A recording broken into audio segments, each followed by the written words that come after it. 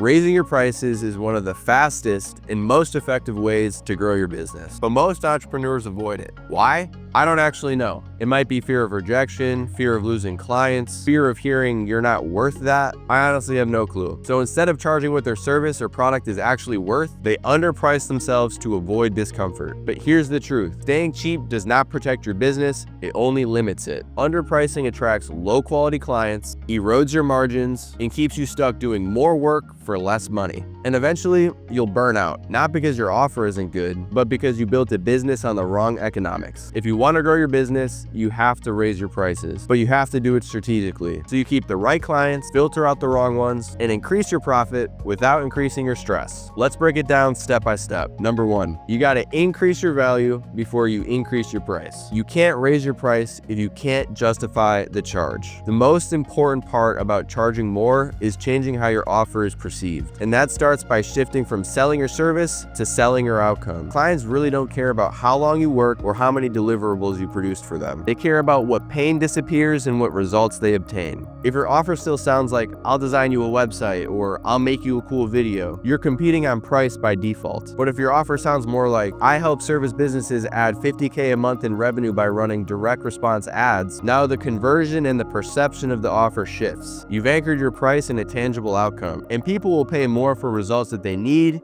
and understand. To do this, you may need to refine your offer structure. Include support that increases speed and certainty, add clarity around deliverables and timelines, and position the service in a way that highlights what the client gets after the engagement. Price follows perceived value. If your offer is unclear, your price will always be perceived as too high. Make the results undeniable, and you're good to go. Next, present your offer with clarity, proof, and control. The higher your price, the more structure your sales process needs. Vague offers create doubt. And when people doubt, they hesitate or walk away completely. So if you're going to charge more, you need to give people a reason to feel confident in your delivery. That means breaking your process into clear, understandable steps, and also means anticipating objections before they even come up. If you've helped someone achieve a measurable outcome, show it. Testimonials, before and afters, short videos, really anything that just shows this works and is not just a theory. You can also use ways that reduce the risk for the customer. That could be in the form of a layered guarantee. A guarantee example could be, if within 6 months this isn't a profitable campaign, we'll continue to work with you for free until it is. Or on the urgency side, we'll get your landscape installed within 2 weeks, whatever it looks like for your business. These elements reduce risk, build trust, and make the client feel better about the overall transaction. When someone knows exactly what they're buying, how it works, and what they'll get out of it, most of your objections just disappear. Number 3, you got to replace your low-paying clients for high-value ones. And I'm just going to be straightforward. The people who pay the least amount of money always demand the most. They ask for discounts, they question all of your decisions, they ask for the most revisions, they delay the payments, they charge back the payments, and they're the first to disappear when anything gets tough. For some of these clients, you could put your best foot forward and it still wouldn't be enough.